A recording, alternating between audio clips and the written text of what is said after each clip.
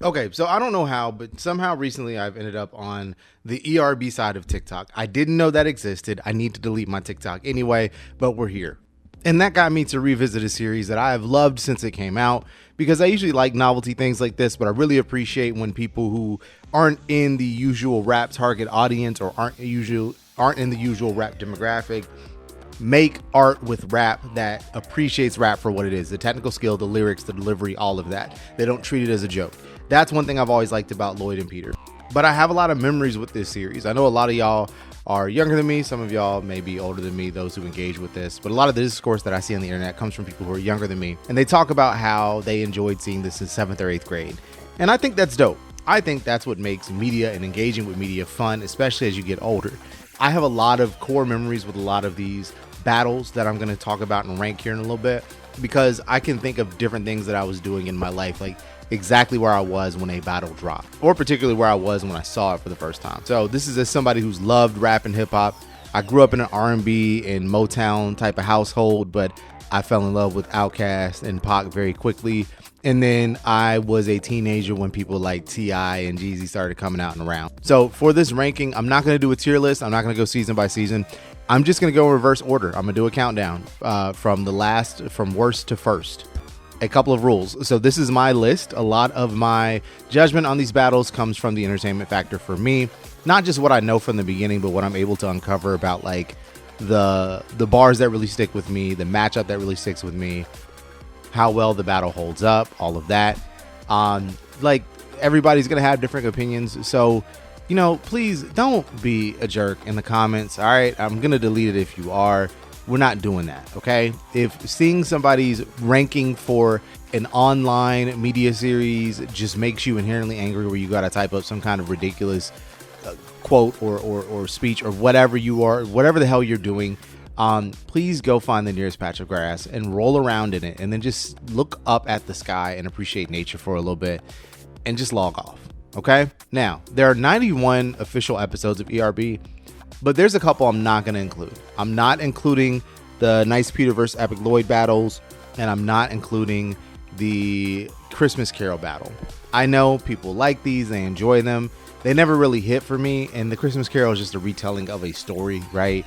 I don't really count it in the same as the rest of the battles. So any other adjustments that are made, I will talk about it as we move on. But I've spent 3 minutes rambling, so it's time to get going. And we're going to start with...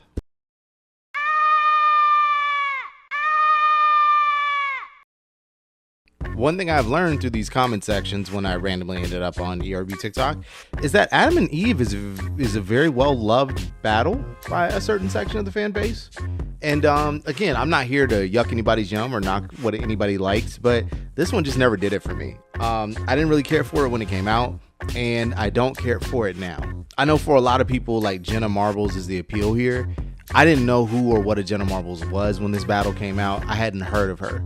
And that was at a time where really the internet culture did vary demographically, as far as my experiences were concerned. A lot of the things that my white friends watched were different from a lot of what like my black friends were watching, or a lot of what like my college friends were watching was different from like high school friends, right? Like, how many of you out there know what a dormtainment is? And then send me your demographics and we can keep going from there. Anyway, Adam vs. Eve is it's generic for me. I know it's supposed to be a general man versus woman thing, but it just doesn't do it. It's just like, oh, you're a woman, you have period. Oh, you're a man, you stink and are wishing about your heyday. And it doesn't do anything for me. I give O'Reilly versus Lennon some credit for being like the first ERB, for being sort of the beta test of this new novel idea that Peter and Lloyd came up with. It's not a good battle to me. Again, I know there are people out here who really enjoy this battle, who like it, who can quote it word for word, but I'm just not one of them. So I give homage to it for being the first, but I usually, if I'm watching the series in order, I'm usually starting with number 2. Gaga vs. Palin is another one where you can really see the foundation being built for this, but there's no replayability to this one for me. They're leaning on the joke, or not even the joke, the rumor, whatever it was at the time, where Lady Gaga was secretly a man or something, you know, the whole transphobic thing of it. Not to say that they are, but like that's the joke that they were leaning on. That's what they were going with by having Peter play her the way that he does, which I don't understand. This whole I didn't understand it then. Like there was a whole thing with like Lady Gaga and Sierra back when I was like in high school, where people just swore that Sierra was just secretly a trans woman, and I don't know where that shit ever came from. And I don't understand it. And now I have talked about playground rumors more than I've talked about the battle. It does have a few good lines. Governor of Alaska is like the principal of a home school. And then Sarah Palin really getting into it when she says everything you do is just a rerun of Madonna. I always thought that shit was funny. Bieber versus Beethoven is an example of when they write a character to lose, which they do a couple of different times. I don't necessarily think that that's a bad thing if the battle is done right and done well. Bieber versus Beethoven is not really done well. Again, this is early, like this is 2010s internet. I can look back on stuff that I saw at that time and realize sort of the culture of the time. Everybody hated Justin Bieber. Nobody could stand this little boy who was running around doing these songs that made girls swoon. If you were an adult of a certain age, which I was in college, I just thought it was like baby music, you know what I'm saying? Because, you know, I'm 21, I'm cool. Like, I'm cool like that. I don't listen to that baby shit, right? But it's obvious that he's set up to lose here. Beethoven says everything that people are just thinking and wanting to say about, at the time, what was an 11 to 12-year-old kid. And when I say things like this, when I am kind of talking down on this idea, understand that I was one of those people and I'm admitting that, right?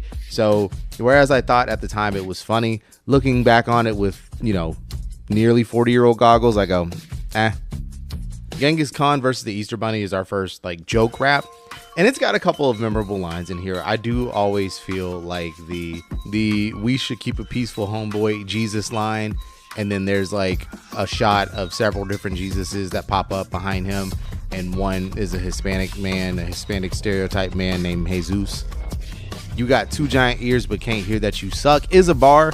I mean, Genghis won this from the get-go, but I don't think it's one that the Easter Bunny was ever meant to win. Miley Cyrus versus Joan of Arc. I'm surprised that I actually let it get this far down the list. It's, to me, not a good battle. Again, this is another one where we're clearly writing a character to lose here. This is at the top of Miley Cyrus's infamous run where she just decided that she's going to be a rap girly now or something like that. I don't know. Miley was one of those people who running around in rap circles and then deciding that rap's not fun anymore because I ran off a certain audience and I need that audience back. So I need to go back to pretending that I don't like rap, and I need to say something like rap is too easy of a genre or something. I don't know. Anyway, I've been rambling on. I can't really think of too many good bars in this one. I know there's a couple, but like just the whole, like Joan's whole second verse is just, Miley's entire second verse is just like, the second round is just not good to me. Okay, we have our first election battle. And it is as slapdash as the 2024 election ended up being. So Kamala Harris having to replace Joe Biden late in the election cycle, and she has to replace him in this rap battle. And I just feel like they phoned it in for this one. I don't care for it at all. It's really not good. It doesn't entertain me. And yeah, even them trying to change it up with Teddy Roosevelt coming in to interrupt, I'm good. This is like, out of the 4 rap battles, obviously it's in 4th place, and it's in 4th place by a long shot. It's going to be a while before another presidential rap battle shows up. Okay, so we're now starting to enter that territory of battles that I don't necessarily dislike. I don't think they're the greatest, but I think they're pretty decent. Dumbledore versus Gandalf is one of those battles. I know there's a lot of people that just straight up don't like it. I've never really been a fan of Lord of the Rings or Harry Potter, so I've known enough about them pop culturally to where I can pick up the lines in the battle, but it's also just, there's not too much depth to these lines, right? I do feel like Dumbledore does take it here, especially just with the whole knock their ass back to Gandalf the Grey. That is such a good opening line. I think about that line to this day. I think it is so good. That's how you start a battle, right? But one of the biggest issues with this battle is just how short it is. Like, as soon as it starts, it's over. Like, you can cite Dumbledore's entire verse in like 15 seconds. I think when I counted it out, it's literally 4 bars. Like that there's just not enough there. It's not enough there. Abraham Lincoln versus Chuck Norris is one of those that in 2009 is very funny. Now, not so much. Chuck Norris's verses are just Chuck Norris jokes. At the time, they were moderately funny. Then they got overdone. And with this, he's not saying anything. Okay, now think of this section as if I am desperate for a gym playlist or a road playlist and I'm putting the whole series on shuffle. These are the songs I'm not skipping after I've been deep into it for a while. A lot of caveats there, but here we go. Oprah vs. Ellen isn't bad, but again, it's short and it feels like they wrote it to tell 1 or 2 jokes specifically. But November Christine, the actress who plays Oprah Winfrey, does a phenomenal job of just like demonstrating power through stance and voice. The Harpo line is great. The secondhand Portia line is great. I think Oprah wins this effortlessly. Ellen's only really good line from memory is the tax on a new car line, which at that point in time, I mean, the joke had ran its course, right? Like we all knew what happened, all of that. It's pretty one-sided for me. That's also why it's so slow. Batman vs. Sherlock Holmes is like the first one on this list where I distinctly remember where I was, because I was traveling for work and I was sitting in a Comfort Inn and Suites in Thomasville, Alabama, in preparation for a college fair that was happening the next day. And I got sick being in this hotel because I'm pretty sure there was some like mold in there. Like it felt damp. It smelled damp and I should have picked another room. Anyway, that is how I feel about Batman and Sherlock Holmes. It is funny. It's funny. The Christian Bale Batman thing, but also playing him as like a pompous jock is funny. But it's also not good. Like it's funny in a oh god kind of way. But the Robin verse is excellent. I love when Lloyd pops in as Robin. I love his entire little verse. And but at the end of the day, Sherlock won it off the first verse, but he sealed the deal off the second verse. Setting up the second verse through the "this mustn't register on an emotional level" scene from the Robert Downey Jr. version of the movie. And please correct me if I'm wrong. I don't know if that's like something in the Sherlock Holmes books. I've not really read Sherlock Holmes in a long time. So if that's something that comes from the books that they adopted to the screen, great. But I love the fact that they reference that here to set up his second verse, where he just absolutely rips through Batman. Moses vs. Santa is dope for the reason that it is the first one where they got a big name rapper to be involved with production, with a verse, with a cameo. Now, I do understand this was at the point in Snoop Dogg's career where he was literally doing anything. The man did this and also but a song with Psy like 2 years after this. This was a couple years removed from the whole sensual seduction, sexual eruption era, and a few years before he would become Snoop Lion for a little bit. But there's a clip of him in the behind the scenes where he talks about being invited to do the show, and he sees clips of the show and he says, "Oh man, these dudes can spit." And that has really stuck with me. And I feel like that's the significance of this battle, is that it does legitimize, Peter and Lloyd's efforts and abilities. As far as the battle itself goes, it does have some memorable lines. It's not a bad battle by any means, but it's not one that I immediately want to go to if I do an ERB list. So it's one that is good, but replayability for me is not heavy. Tesla versus Edison falls in that same category for me. It is not bad. It is decent. And it has one of the more memorable lines in the series to me, which is Tesla's "You did not steal from me, you stole me from mankind." I love the way that Edison is portrayed here. I love what Lloyd does with the character and the delivery. I love how he's like a sleazy Jersey businessman. He's like a corrupt Chris Berman. Like I feel like if they ever did Chris Berman in the series, which they'll never do because he's just not famous or big enough outside of like NFL and baseball circles, but this is how he would be portrayed to me. It's also a great example of a battle that actually does teach history, right? That does talk about Nikola Tesla and his role in the invention of electricity and how his story was essentially stolen.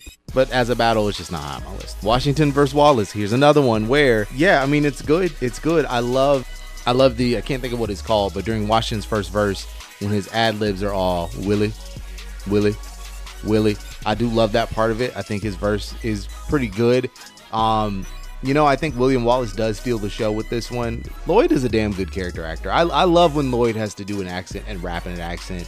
He just goes all out. He sells it so well. I know his accents aren't probably like the best in terms of how well they actually fit the character or the actual accent themselves. But I just love how he always goes all in on a character. Skrillex vs. Mozart is another one that I remember where I was. I remember because I associated with my hate for the city of Dallas and having to drive through it. No offense to people from Dallas. It's a lovely city. I just don't like driving through it. I also don't hate this battle. I think the battle is good. It's another one of those modern artists versus classical artists, and let's put down the modern artists. I don't care for Skrillex or Skrillex's music or really that genre of music at all, but I also don't think that he's just a terrible artist or whatever just because I don't get the vibe of the music or I don't quite understand what the genre was going for. He does deliver a few good bars here. I think of the ones that are kind of in this manner of the public doesn't like this person, or a certain sector of the public doesn't like this person, and we're going to pair them with somebody we think should systematically demolish them in a battle of words. Skrillex fares pretty well here. The daddy issues make the Jackson 5 look like the Family Circus line. I did enjoy all of Mozart's second verse. You go from piano to 40 easy-mo. That means soft and very, very loud, because I'm guessing that you didn't know. I always enjoyed that part of the verse.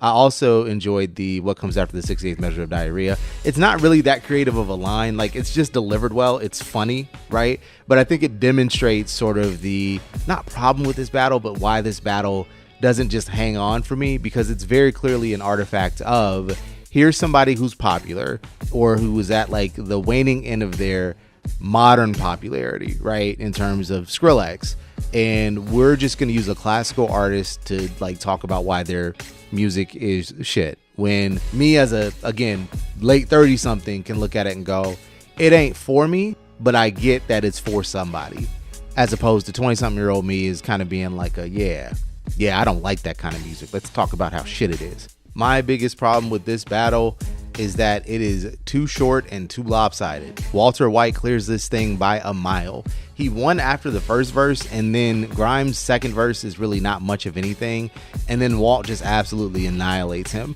on the second verse. It's not long enough to really go any higher. I can't really justify it any further. This is one that gets lost in the shuffle for me. I think The Storm did a good job as Shaka Zulu. I like Peter's interpretation of Julius Caesar. I heard you had venomous spit. Where was it in the cipher? I think is a bar. I also thought in terms of the video, using their battle formations, the battle formations they were infamous for, from both ends, I thought was fantastic. It's very well choreographed. The song itself, I can't really put it any higher than this. It just doesn't do it for me. I don't know. This is one of those where, again, I know it's my own personal opinion. And so I get if somebody looks at this and goes, 72, I have this in my top 20. I have this in my top 30. I totally get it. I get it. Just for me, it's down here. Ooh, boy. Okay. I get it. This is the controversial one. I kind of peep why some people don't like this. I'm not going to say more than that. I feel like this one gets hate that it doesn't deserve, in a sense. My issue with this is that clearly at the end, they wanted to give No Shame, who was the battle rapper who played Caitlyn Jenner, they wanted to give No Shame some time to shine as a trans battle rapper, which is something you really don't see every day. She really did flow very well, but it's like it's a No Shame song instead of it being a battle. And that was one of the things that I don't really care for with this. I get that the interpretation is supposed to be that the Hulk choked, but to me, the Hulk won, because what the hell do you mean no gender issue, this gender issue, just you being you is enough to dish you? And that's kind of my main point when I defend this battle, is I feel like people's frustration with Caitlyn Jenner getting the shine at the end overlooks the fact that the first two verses are absolutely brutal. I hear you like running, you're just like the Flash, especially in the 40-meter ditch your wife dash. Need to carry fatherhood across that finish line. Kept up with the Kardashians and left some kids behind. Like, bruh, those first two verses, because Caitlyn, when she was still Bruce, got some bars in too. You big freak, don't try to flex. If it wasn't for your cousin, you would never have sex. You're so bad when you get mad. How come you can't go back in time and protect your mom from your dad? Like, the first verses that they both spit are insane. And then the Hulk comes in with his bars, and the initial responses from Caitlyn Jenner do go hard. It's just that after the you know, I understand that you hate yourself, and it kind of goes on and on and on and on and becomes sort of like an allegory, or becomes a sort of a lesson, a life lesson sort of thing. And I feel like that part falls short, but not enough for me to have it as one of the worst. Like if that one comes on, I would show that to somebody, because it is not a terrible bad battle that everybody makes it out to be. It just could have been better. This is a battle that's just here. Like I acknowledge that people like it, that it exists, but it's just here for me. These are two historical figures that I just don't really care enough about.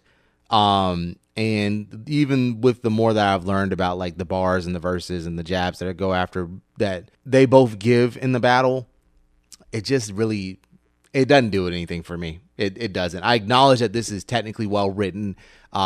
This is very polished, but in terms of like the later episodes, this is one of the worst ones for me.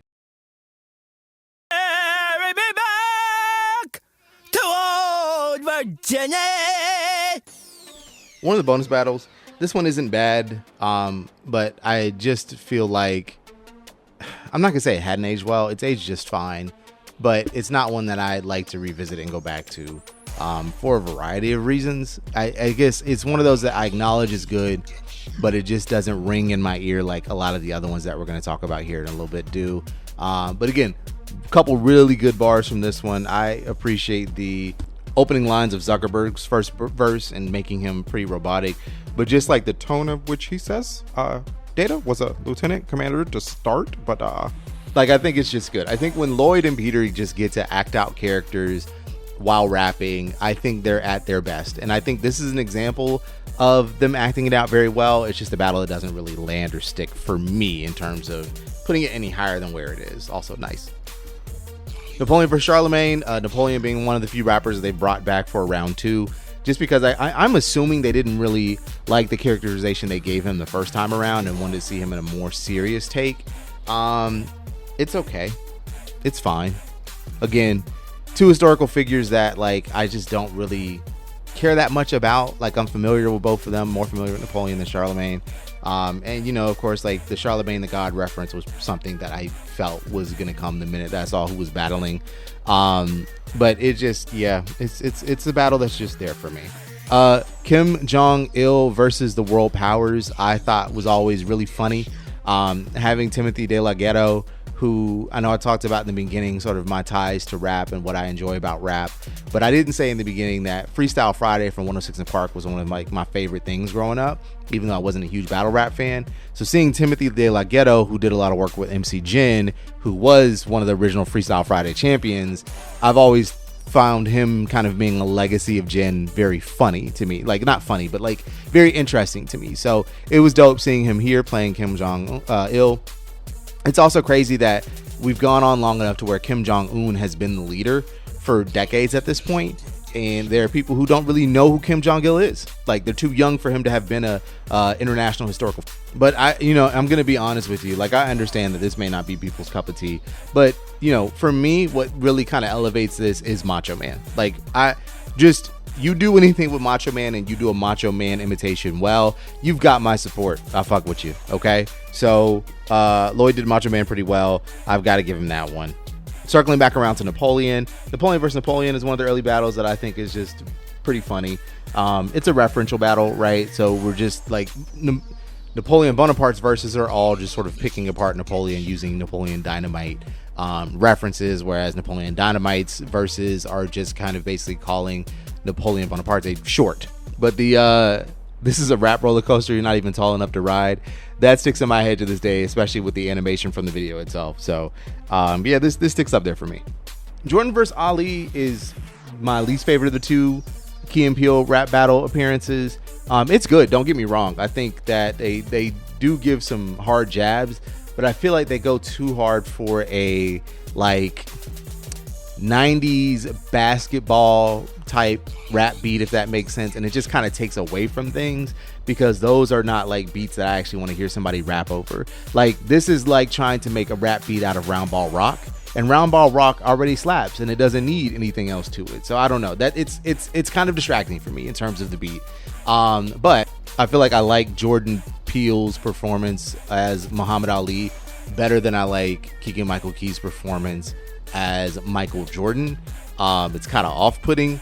Also, eyes aren't yellow enough. Sorry. Bob Ross versus Pablo Picasso is one that is elevated by its beat to me. And it's two different contrasting styles. I think my only issue with this is that both the second verses just kind of flop. Like Pablo Picasso's second verse is him saying his name, which is done very well. Like, it's very fucking dope, but it's just him saying his name, right? Bob Ross's second verse is just like, I was in the Air Force, I'll f your wife. That, we kind of lost the plot, so it loses points there for me.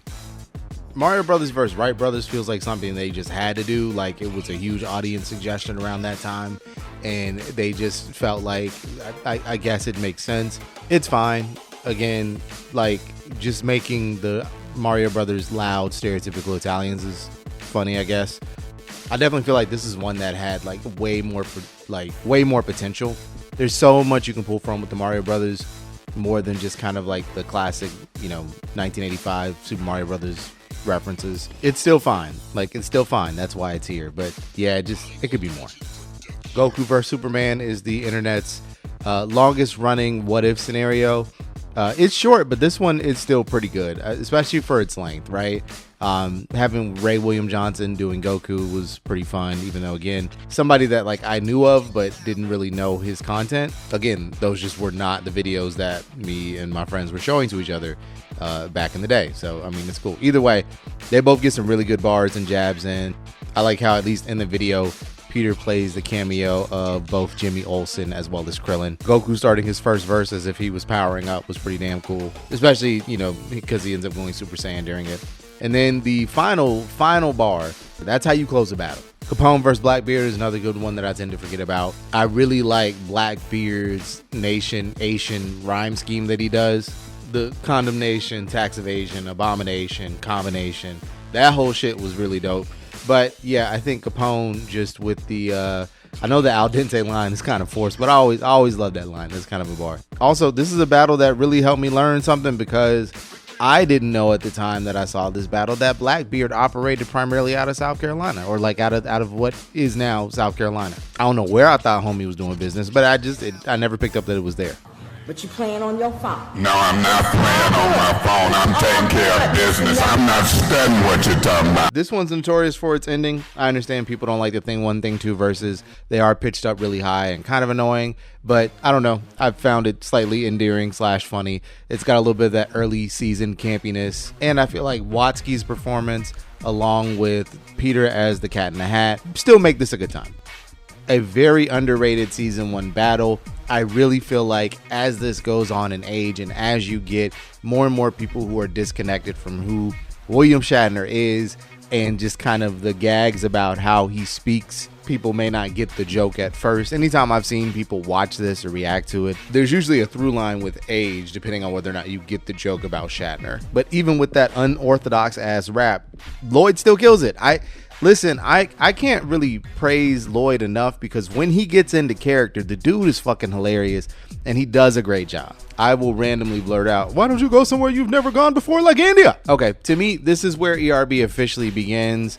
And I mean, it's still good, but it's not, to the standard that would eventually be set for it. It is the bottom of the trilogy to me. It's not necessarily bad, and part of what carries it, or what had carried it for years for me, was the shock value of what the Austrian man says. So, I still think Vader wins this by a long shot. It's how I feel about pretty much all of them, honestly. I am glad they ultimately retired it and didn't proceed with a fourth one. And that's not even accounting for how weird the internet decided to be, where it was decided apparently that siding with the Germans in World War II is a popular thing now. It's just fucking weird. Y'all are weirdos. Another season 2 episode that I tend to forget about, but it's still good. It's still got a lot of good bars in there. This is obviously a time capsule of the late 2000s, early 2010s, when 300 was just this big media, not necessarily media giant, but just something that was prevalent in the media landscape. The Leonidas, the This Is Sparta remix videos are immediately would come to mind from way back in YouTube. All of that, yeah. I do think Master Chief absolutely steals it with his final line, but it's a fine battle. It's a fine battle. The latest entry in the series it shows that Peter and Lloyd still have it, but like I think this one felt a little more disappointing than it really is, just because it was such a hiatus just to come back and get something that was fine. But I think that's just the nature of ERB now. I do like how for some of their more recent battles, they have gotten back to the historical aspect of things and really focused on historical characters and historical people. Not that I have anything against, like, you know, fictional media at all. I really appreciate when they do those too, but it's fun to see them kind of go back to the roots a little bit. I also like these types of battles where instead of like a traditional A versus B, then A versus B again, we get a lot of back and forth between the two of them for the second and third and onward verses. So that's always cool, different, and a nice little switch up. This battle isn't necessarily one-sided, but it is very brutal, and there is to me a clear winner, which is the main difference. Like in any other instance, Bruce Lee wins this matchup, but just damn, bruh, the stuff that they had Clint Eastwood say was just devastating. Nobody lives to see the sequel. Can't be too tough. You got killed by an aspirin. It's just like, just bodied him. Every response he could possibly have, he just took it around and bodied it. The conclusion to the series that made them big, I will say, even though I have this pretty far down the list, Vader's Fired Up scheme is probably some of the best writing they have ever done. I swear to God, I go into full react mode anytime I hear that scheme. It is so perfectly written. It's so just very well done. Well, a little book got fired up. Had to be like, he is using his ad libs to hype himself and finish the verse. Just masterful writing. And it is the perfect way for that series to go out. Was never a fan of Doctor Who before this battle. Ended up trying to watch a little bit of it after this battle. Still never really got into it, but I still think this battle is very fun. It just makes sense. Two time traveling doctors of sorts who I love how they play into the two different sets of universes and rules that both those universes have for time travel. Doc Brown's ending line saying that you're not a cat with 9 lives, you're a pussy with 13. That was pretty good. Just all around a solid battle. This one gets lost in the shuffle a little bit because of the battle that it precedes. This is a battle that is pretty one-sided, but I think still works because it's not as if they didn't let Sinatra have anything, right? Like, he got a few good bars in, but just the way that Freddie starts cranking up his verse, you know what I'm saying, like from behind the piano, it's such a good start to the battle, and there's really no way for Sinatra to really recover from there. My main problem with this battle is that it just kind of stands out in a season full of just absolute bangers. Now, it definitely has its place, don't get me wrong, and JB Smoove is fantastic as Frederick Douglass. I think he does a phenomenal job. I know people complain about it for the reasons that I have no idea why they complain about it, other than I guess it feels like it's written for Jefferson to lose. But Jefferson's second verse, he's still bragging on himself. Like, he pulls back a little bit on the, okay, I'm not really going to talk bad about you because you couldn't really help where you were, but he doubles down with all of his accomplishments and how basically he implies that if it's not for me, then, you know, you don't gain your freedom, which is, you know, in real life a load of shit, but it still works for the battle in and of itself, right? Ellipses. All right, we're getting to the halfway point. This is the second highest season 1 entry on here. I think I've always enjoyed this battle. I know by this time the whole Mr. Rogers act being facade thing was played out. This is kind of in the same internet era as the what is that, Showdown of Ultimate Destiny. But what I've always liked about this version of it is that they're not portraying Rogers as some like secret evil asshole. He's just somebody to not be fucked with. And I love that for this battle. I love how he starts off talking about something like, I hope you don't mind if I take off my shoes because I don't want to get blood on them. The closing line really also just sells it, get the fuck out of my neighborhood. But also, you know, the Storm does a pretty good job with Mr. T here too. I think my favorite line from here is easily, I'll chop you into 4 black dudes and I'll remake Cool Runnings. Like, it's a solid, entertaining battle. If I've got to pick 2 entries from season 1 to like show somebody new to the series and I can only pick, you know, from that season, it's this one and the one that's rated higher, and I think by now you can figure out which one it is.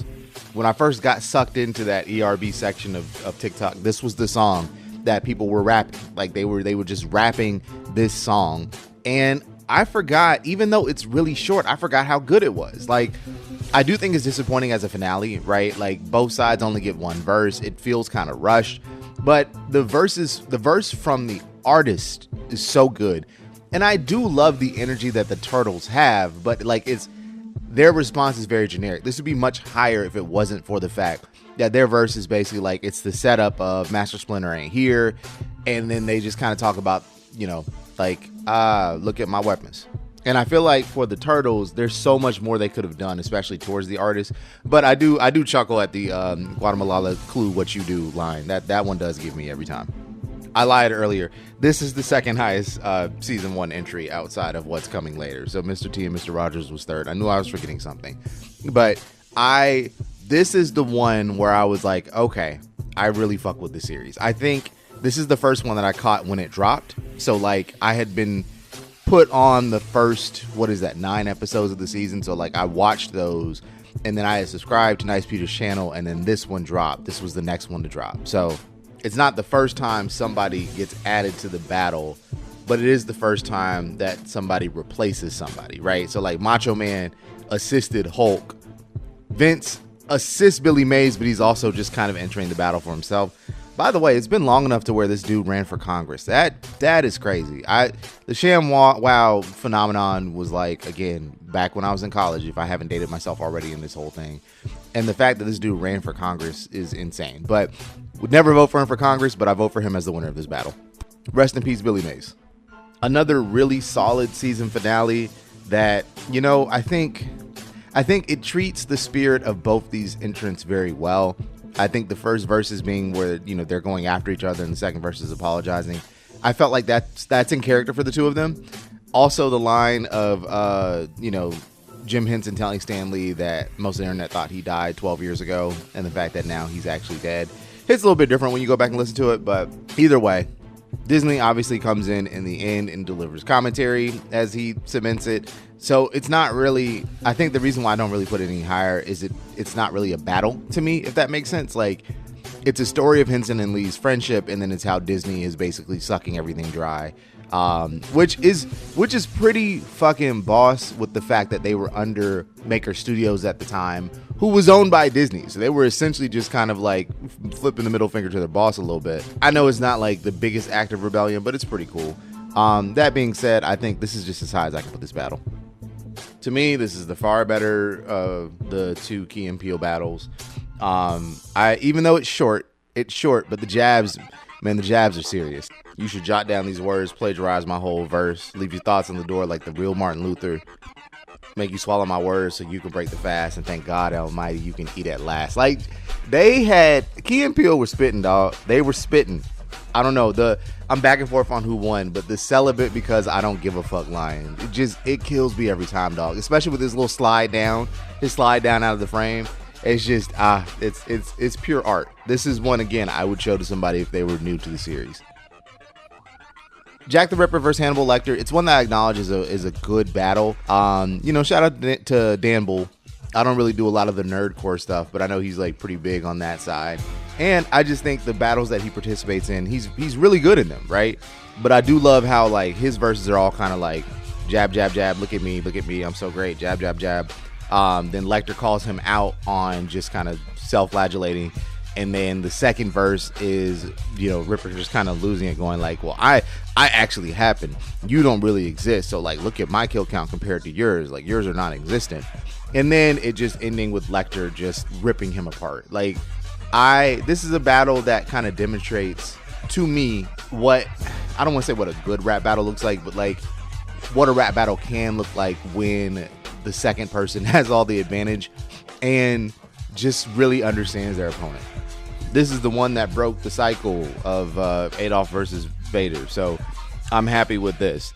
I think having both sides rap as teams goes a long way towards like not making this feel pretty bloated. I do think the Mythbusters absolutely clear them in that first verse, especially just talking about that's some shady shit.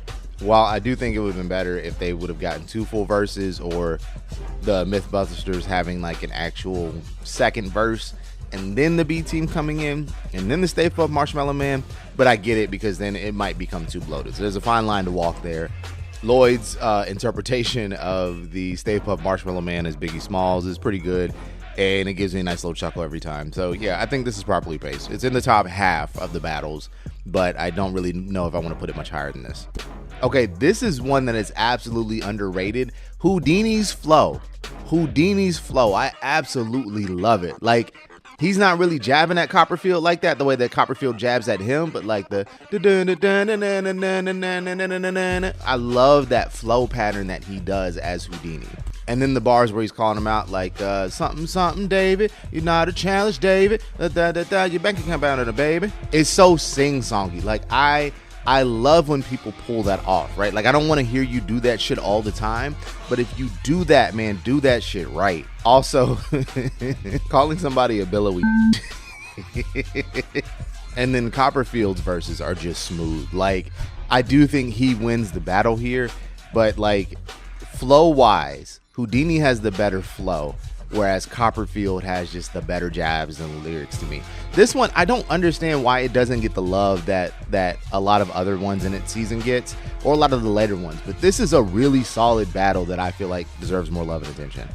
Okay, best of the three from start to finish to me.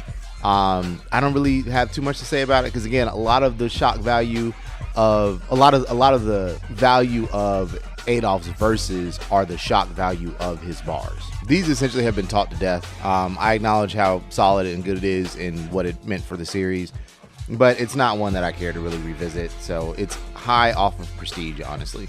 Again, this is a season 6 battle, I think. One thing that you're going to notice is that this is very 5, 6, and a little bit of 7 heavy, mainly because I really feel like the series found its footing somewhere around season 3 or 4 and really hit its peak in 5 and 6. Like, these are some overall of the best battles. So Croft versus Indiana Jones is solid start to finish. I love the way that Indiana Jones essentially plays down the importance of Lara Croft, or like how her series essentially has failed. Like, the franchise just hasn't done what everybody thought it would do. Not to say that it's not somewhat successful, but I think a lot of people, especially just kind of growing up at the time when Tomb Raider first came out, thought this was going to be this huge phenomenal series that had, you know, releases every other year or something, or was like a mainstay of the PlayStation, and it didn't end up that way. At the same time, I think Lara Croft basically talking about how the whole Indiana Jones thing as a series has reached its peak and its limit. And, you know, she doesn't really allude to or directly use Harrison Ford in this battle.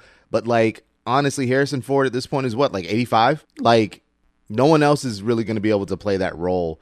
And the stance of her side is essentially like, it's time to hang it up, old man, while also just calling him a pervert for the lines that he uses. And oh boy, her entire second verse, like the whole point where she goes, you're costing for out-of-state dads, and then goes, oh, your dad is never present, and then proceeds to like dissect him at every turn. You ditch your sidekick, you never met your own kid, his mom cut you off like a rope bridge, you're a dog. Like, that whole thing is probably my favorite sort of like phrase from this battle. And then just kind of her ending it talking about like, just move and get out the way.